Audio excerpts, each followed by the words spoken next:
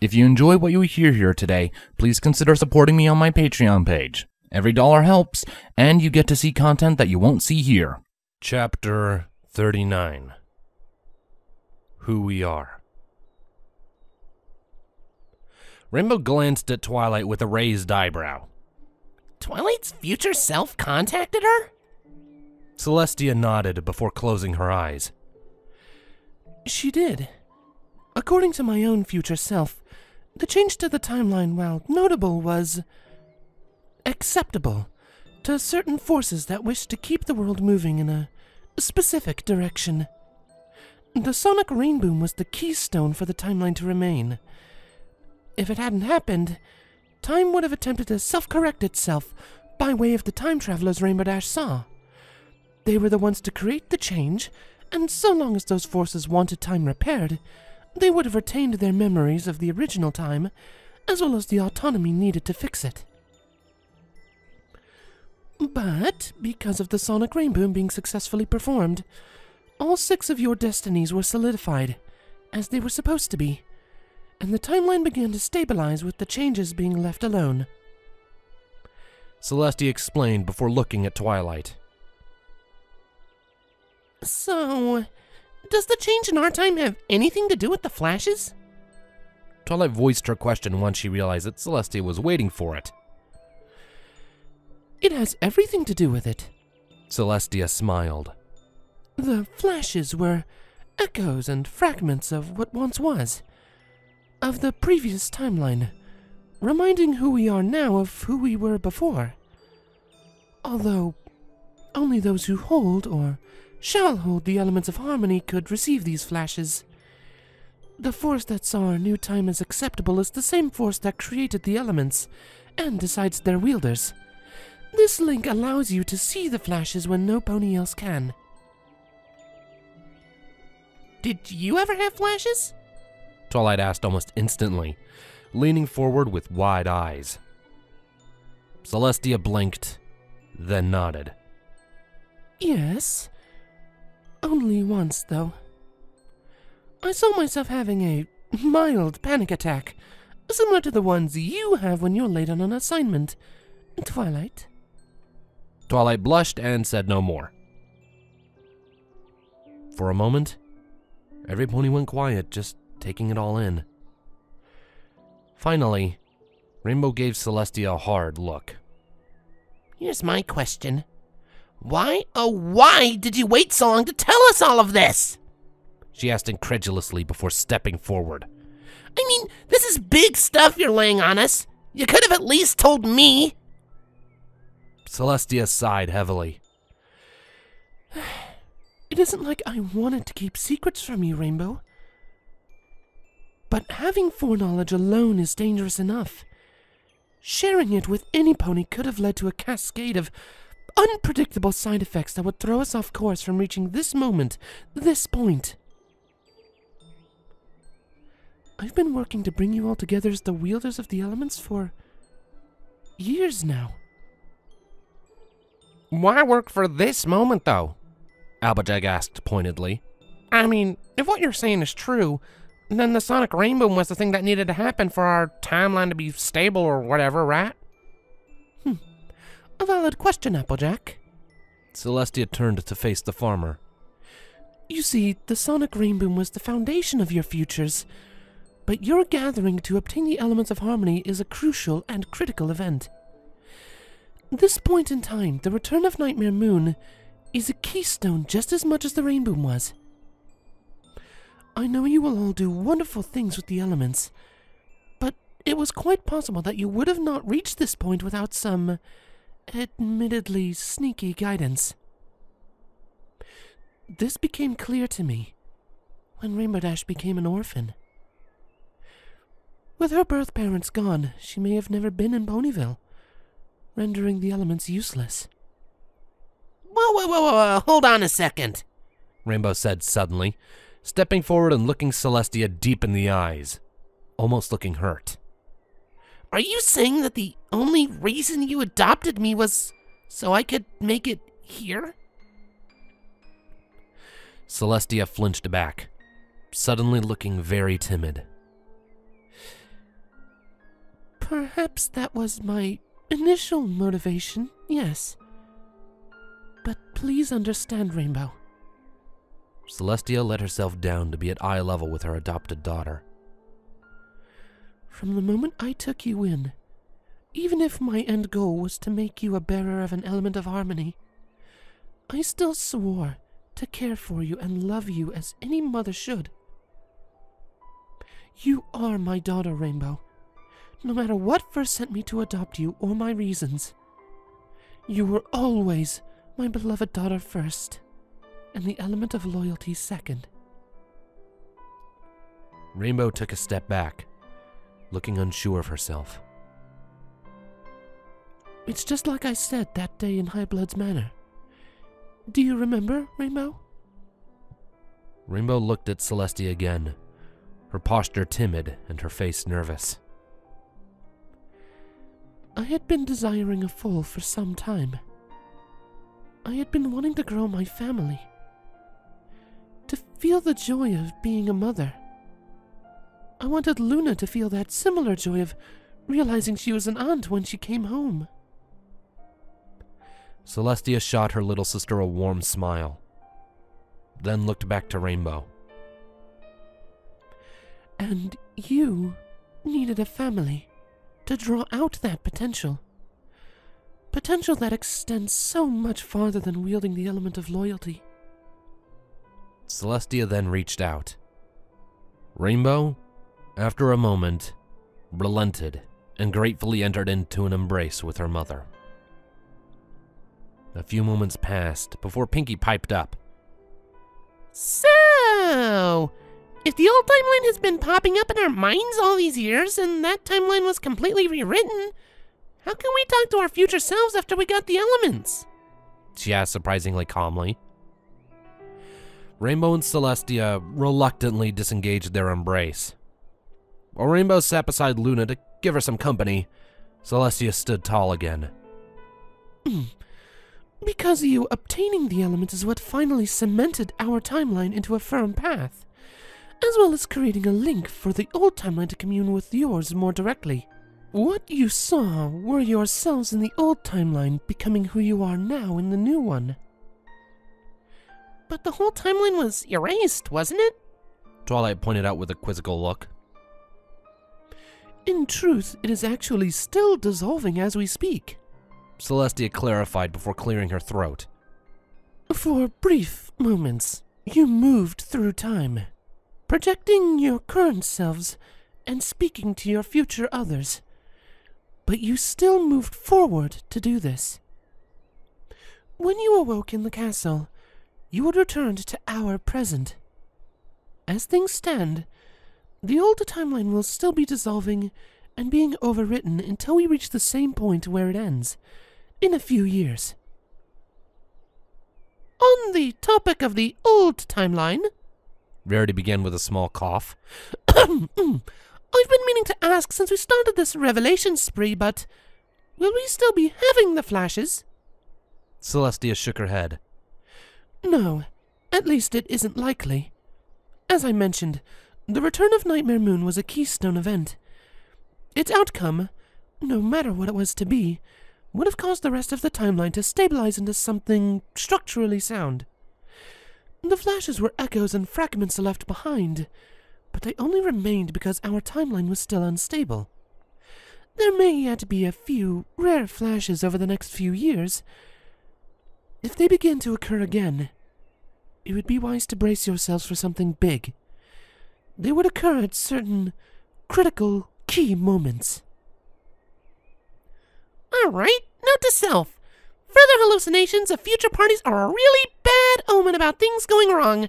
Brace for future catastrophes accordingly. Pinky said to herself in a serious voice while furiously scribbling words into a notebook with a pencil held in her mane. Celestia nodded before standing upright and stretching. I wish I could answer more of your questions, but I am afraid I'm needed at the town hall soon. The mayor requested my presence immediately, and I have delayed her for too long. Before you go, Rainbow called, trotting up to Celestia and looking at her with hopeful eyes. we're staying the night here, right? Celestia raised an eyebrow. I suppose we can. Why? Well,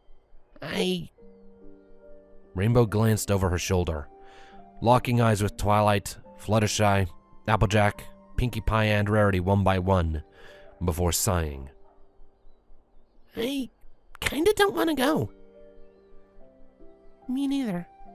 Twilight added in with a small nod. I mean, Rainbow and I made 4 new friends last night, and you said I need to let true friendship in, right? A knowing smile slowly crept onto Princess Celestia's face. You want to stay here with your new friends, don't you?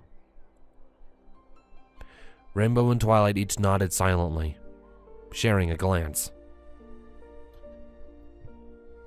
Celestia's smile turned a touch more solemn looking, but nonetheless, she turned to where Spike had been sleeping all night, the baby dragon tucked into his bed in the corner. Spike, wake up, please. Huh? What? Spike mumbled before glancing up at the room. Everybody was looking at him expectantly. What? He repeated. I need you to take a note, Spike, Celestia said with an amused and ever motherly smile. Oh, okay, right.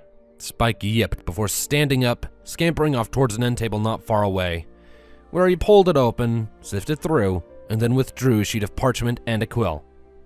Ready!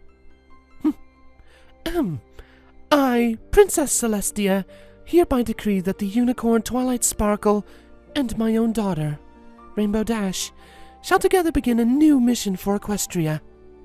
They must continue to study and learn of the magic of friendship. They must report to me their findings from their new home in Ponyville. Twilight cantered forward to stand next to Rainbow, and the two shared happy grins as their new friends huddled around them in a massive group hug. Twilight looked up at Celestia with tears of joy in her eyes. Thank you so much, Princess. I promise I'll study harder than ever before. Make it a field study, would you? Rainbow teased while playfully nudging Twilight in the shoulder. Oh, shush! Twilight snapped back before the lot of them snuggled deeply into their group hug. Rainbow, after a moment, looked up at Celestia before silently excusing herself from the hug and approaching her mother. Yes, my daughter? Is there something more you want to say? Celestia asked quietly, the two of them stepping away from the pony pile to have a bit more privacy in their chat. Rainbow bit her lip. I'm so bad with all this mushy stuff. She grumbled in an irritated whisper. Then she locked eyes with Celestia. Just thank you for everything. She then came up and wrapped her forelegs around Celestia's neck and shoulders in a tight hug. Celestia gladly returned the embrace, nuzzling affectionately into her daughter's mane. You're welcome, Rainbow Dash. But truly, you don't need to thank me for anything. I'm just doing what a mother does. Loving her daughter. Rainbow sniffled before removing herself from the hug. Mom, why do I keep telling you about the onions? Celestia smiled softly. There is nothing wrong with feeling, Rainbow Dash. Rainbow nodded slowly. Yeah, I guess there isn't. Celestia took a deep breath before turning slightly for the exit and nodding to Luna, who came forward to stand next to her. Well, I wish you the best of luck in your new home, Rainbow Dash. Remember that there is always a home for you in Canterlot, if you ever want to come back. She then gave Rainbow a small smirk. I love you, my daughter. Farewell. Rainbow's face tinted slightly with a blush as Celestia dropped the mushiest of all mush bombs, the L-bomb, on her. Shaking her head to dispel the red in her cheeks, Rainbow nodded sheepishly before slowly making her way back towards Twilight and the rest of their new friends. Celestia smiled before she and her little sister walked out.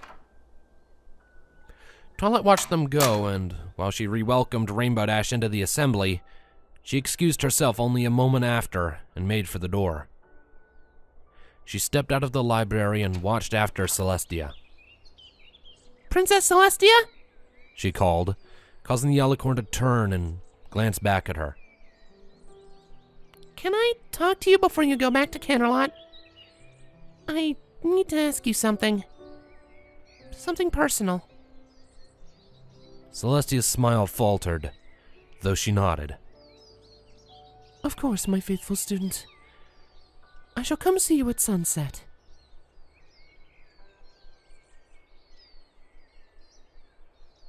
Epilogue. Time gone, time ahead. That evening, as the sun gradually dipped towards the horizon, Twilight found herself waiting on the second-story balcony of the Golden Oaks Library for her teacher to come speak with her. The Summer Sun celebration party was still in full swing. Ponies danced, sang, played silly games, and ate meals at tables. It was all highly enhanced by the frightening experience of Nightmare Moon showing back up, only to be reformed back into Princess Luna. Although the small alicorn currently stayed by her big sister's side, and hid from the world outright, by the looks of it. Twilight would have ruminated on it further, but Celestia herself was seen approaching the library with a happy, if tired, expression on her face. Once at the base of the tree, her wings unfolded and, with a few gentle flaps, she arrived on the same balcony as Twilight.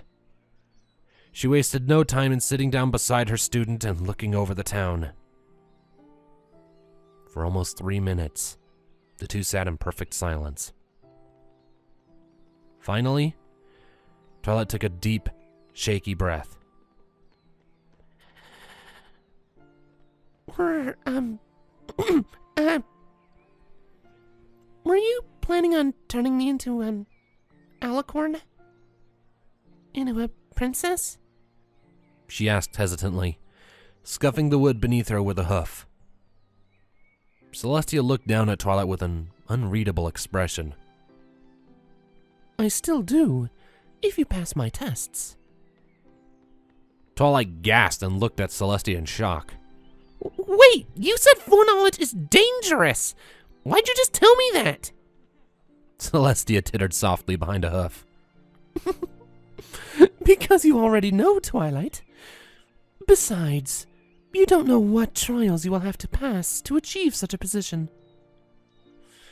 Right, fair enough.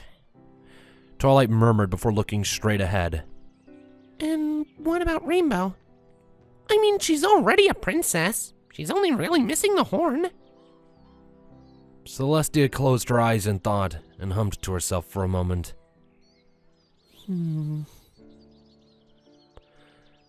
I don't know, to be honest. I would love to have my daughter join me and my sister with such an ascension. I can already imagine the wonders she could achieve with that kind of power. Celestia opened her eyes and frowned. But she is reckless. She is overconfident and self-centered, and such qualities would be immeasurably risky for her. Why's that?